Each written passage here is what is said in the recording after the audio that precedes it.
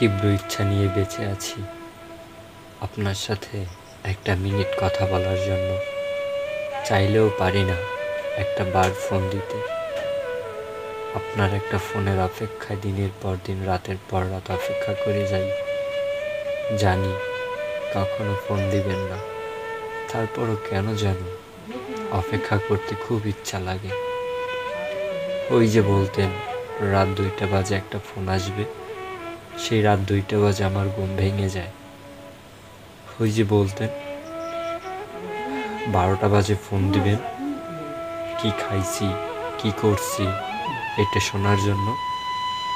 কই 12টা তো রাতেও চলে যায়, দিনেও চলে যায়।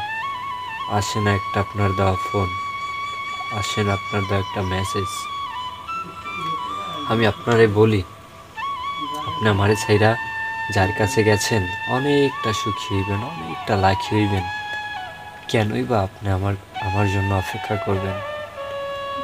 কারণ আমি তো আপনারে ভালোই বাসতে পারি নাই, আমি তো অভিনয় করছিলাম, তাই না?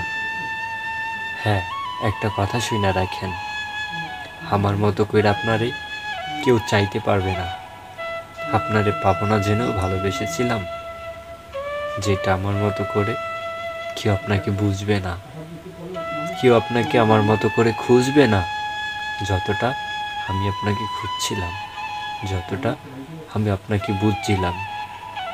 একটা কথা মনে রাখেন, এখনো কিন্তু আমি আপনার জন্য অপেক্ষা করি, এখনো কিন্তু দিনের পর দিন তাকিয়ে থাকি কখন একটা ফোন আসে।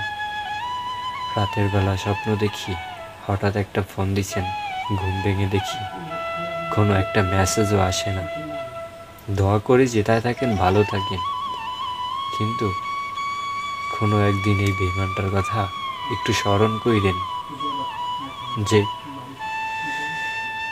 মন থেকে না হয়তো অভিনয় করছিলেন, এইটা ভাইবা আমারে পাগল বানাই গেছেন। যেটায় থাকেন ভালো থাকেন।